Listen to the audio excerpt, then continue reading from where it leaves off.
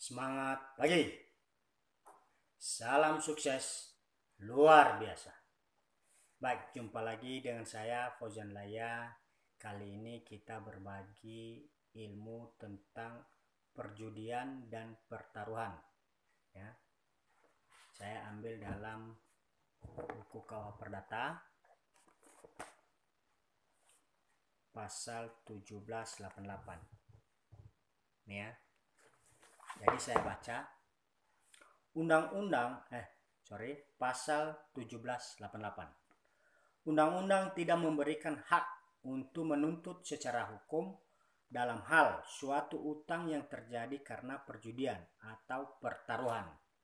Nah, jadi begini Bapak Ibu, bila mana ada si A ya meminjam uang kepada si B, anggap itu 1 miliar. Dan si A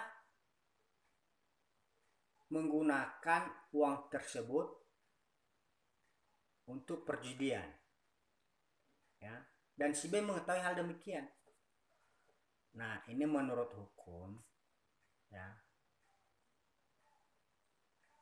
Si A tidak mempunyai kewajiban membayar uang kepada si B. Kenapa? Karena uang tersebut digunakan untuk perjudian atau pertaruhan.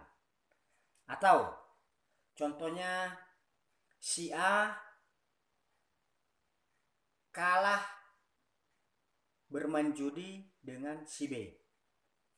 Ya, di mana di dalam pertaruhan tersebut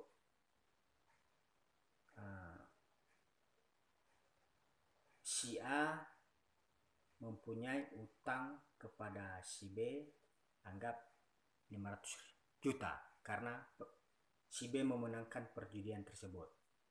Nah, secara hukum si A tidak mempunyai kewajiban membayar utang tersebut kepada si B. Nah, jadi itu ya digarisbawahi bahwa jelas undang-undang tidak memberikan hak untuk menuntut secara hukum dalam hal suatu utang yang terjadi karena perjudian atau pertaruhan. Nah, jadi gitu. Jadi saya jelaskan yang pertama tadi, si A meminjam uang kepada si B sekitar 1 miliar, di mana si A menggunakan uang tersebut untuk perjudian atau pertaruhan. Nah, dalam artian si A dan si B sama-sama melakukan perjudian tersebut. Ya. Jadi itu ya, harus jeli juga dalam menganalisanya. Karena setiap tindakan hukum itu berbeda outputnya ya. Jadi kepada penonton supaya ditelaah dan dicermati. Selanjutnya pada pasal 1789, saya baca, ini ada pengecualian. Akan tetapi dalam ketentuan tersebut di atas, maksudnya di dalam pasal 1788, itu tidak termasuk permainan-permainan yang dapat dipergunakan untuk olahraga, seperti anggar, lari cepat, dan sebagainya. Meskipun demikian, hakim dapat menolak atau mengurangi tuntutan bila menurut pendapatnya uang taruhan lebih dari yang sepantasnya. Nah, jadi itu ada tolak ukurnya ya. Selanjutnya pada pasal 1790, ketentuan-ketentuan dalam dua pasal yang lalu tidak boleh digunakan untuk menghindari utang dengan cara pembaharuan utang. Selanjutnya pada pasal 1791, seorang yang secara sukarela membayar kekalahannya dengan uang sekali-kali tak boleh menuntut kembali uangnya, kecuali bila pihak yang memegang itu telah melakukan kecurangan atau penipuan. Nah, jadi itu pasal-pasal yang berbicara tentang perjudian dan pertaruhan menurut Kitab Undang-Undang Hukum Perdata. Nah, ini berbeda lagi dengan penjelasan di dalam Kitab Undang-Undang Hukum Pidana ya tentang perjudian.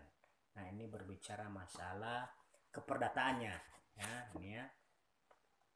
Nah, jadi baru-baru ini ada calon klien yang datang ke kantor di mana adiknya telah dirampas hak-haknya oleh bos judi, ya, di mana tanah beserta dokumen telah diambil oleh si bos judi karena calon klien yang datang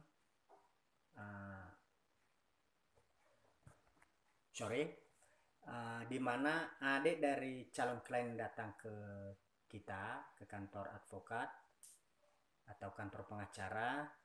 Adanya melakukan permainan judi kepada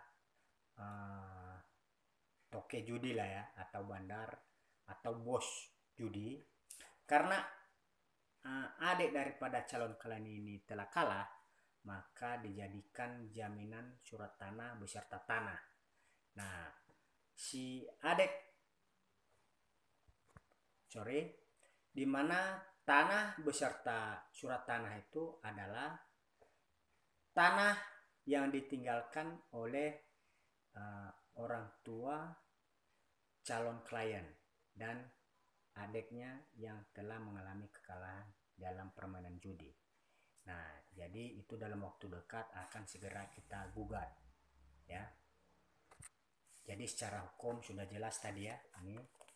Inilah dasar hukumnya. Jadi kurang lebih penjelasan saya mohon maaf bila mana ada yang kurang, dan bila mana masih ingin mau bertanya, silakan tinggalkan komentar atau pertanyaan di kolom komentar, atau bisa telepon saya atau WhatsApp chat ya ke nomor handphone atau WhatsApp 0813 65 500 509. Sekali lagi saya sebutkan, silakan dicatat 0813 65 500 509. Sekian dan terima kasih. Semangat pagi.